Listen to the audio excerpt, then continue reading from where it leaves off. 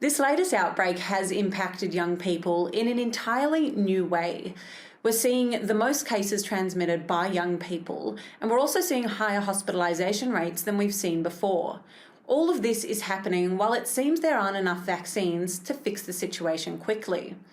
So, the Daily Aus has gone directly to New South Wales Premier Gladys Berejiklian to ask what it is young people in New South Wales can be doing to stay safe, to stay protected, and of course, to stay financially supported. Premier, thank you so much for joining me today. I just want to start off with the fact that this lockdown has disproportionately affected young people, their mental health, their finances. What more can the community and the government be doing to support young people during this time? Oh, can I say, Zara, I completely agree with you. Young people who have had their social lives put on hold, their studies put on hold, or at least disrupted, and also getting the foot into the career ladder for the first time. So it has been a huge burden for our young people, and I think about that every day. And part of my decision about making sure we prioritise HSC students to get the jab was that those students, those younger people, could safely attain that certificate they've been working for all their school lives. But also really keen to make sure we provide opportunities for young people to assess the vaccines and get vaccinated. And also put incentives in place to get people back on their feet. There's disaster payments we've put in place, particularly with young people in mind, because some young people might get a youth allowance or a study allowance, and we've topped that up so that if you've lost your income, you might have been a part-time person in hospitality or another industry that's not able to work at the moment. We made sure we fought to get a top-up so that young people could at least get a top-up to their allowance that they're receiving because they've lost all that income. We've also tried to provide support for small businesses or sole traders run by young people or employing young people. And certainly I don't want anyone to feel disheartened about the future, but I also feel a kind of a courage coming from young people to say, we want to beat this, just give us the tools, provide the opportunity. And clearly for apprentices and HSC students, we're trying to get Pfizer shots to them as quickly as possible, because obviously the health advice says for anyone under 18, they should be getting Pfizer. So we do have a targeted strategy for HSC students, but also apprentices, to make sure they get the Pfizer jabs, and also providing information for young people and support networks. And I know a lot of young people have flatmates, some of them live on their own, so having the buddy system, if you live on your own, is really important to make sure you've got that network around you of support, providing really important mental health support, and also encouraging employers and future employers to be extra kind to the plight of young people who I don't want anyone to feel they're missing the opportunity to get their foot in the door for their career. No matter if it's, a tradie job or a professional career or further study, we don't want people to feel they're being left behind, and we want people to feel optimistic and confident about the future. Now, the one tool we have now we didn't have before is the vaccine, and once we get our vaccination rates up, we are keen to provide opportunities for people to be able to do more. And people's mental health really weighs on me personally. Their ability to socialise in a non-virtual way is something we aspire to provide, but we can't do that whilst the case numbers are so high and whilst the vaccination rates aren't where they need to be. So we're trying to push hard on both those things. So on the vaccinations, there has been some mixed messaging from different levels of government about AstraZeneca. What would you say to our audience, which is predominantly under the age of 35 and female? Yeah, I would say please get advice from your GP.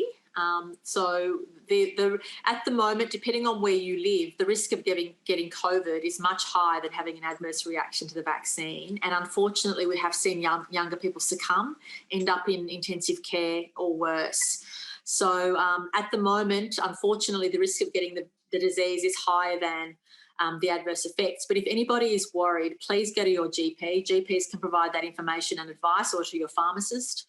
And please get that advice. And obviously, we're trying to provide as much source of vaccine to all of our communities as much as possible.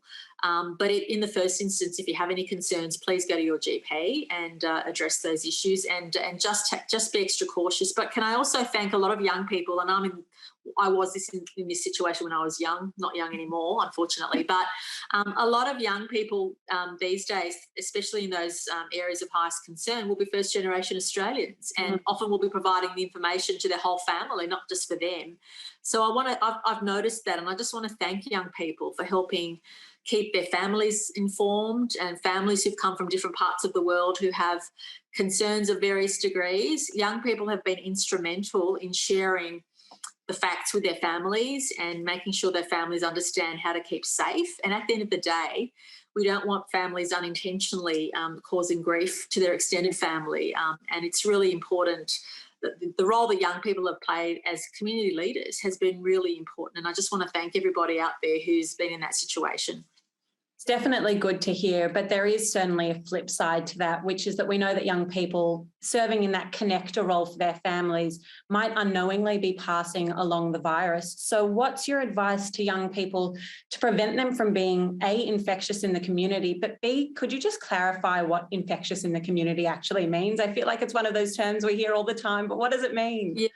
Oh, sure. What it means is this disease, the Delta strain, is quite insidious, and sometimes you are spreading the virus without having symptoms. So you know how we say to all of you, if you have symptoms, go get tested. And you might get tested after you've had symptoms, but they might work out from the test result that it's been in your system for 4 days, but you might have only had symptoms for 2 days. So for 2 days, you've been infectious in the community without knowing about it.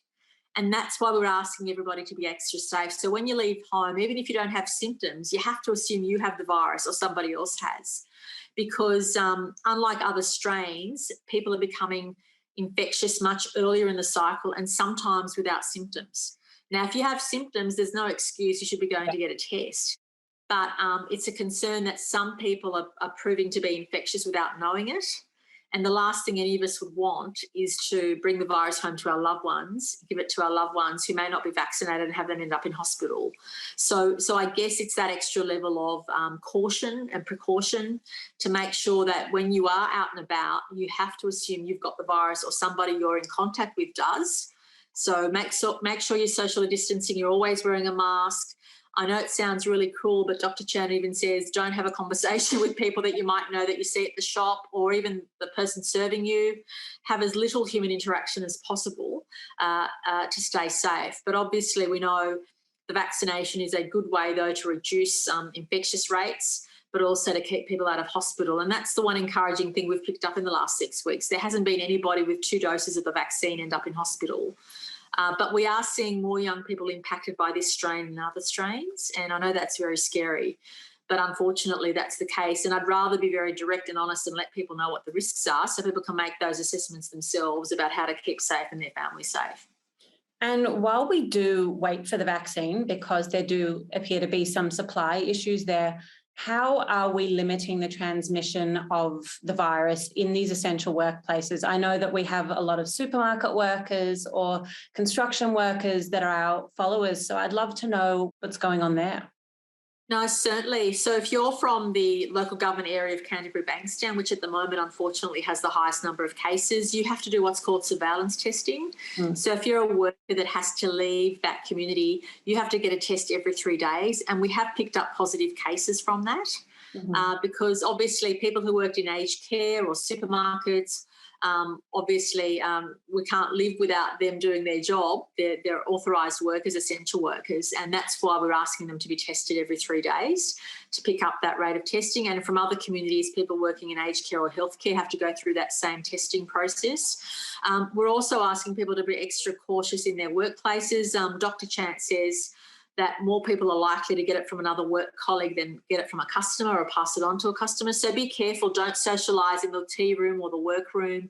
Just make sure you don't let your guard down, because even someone you're very familiar with might have the virus.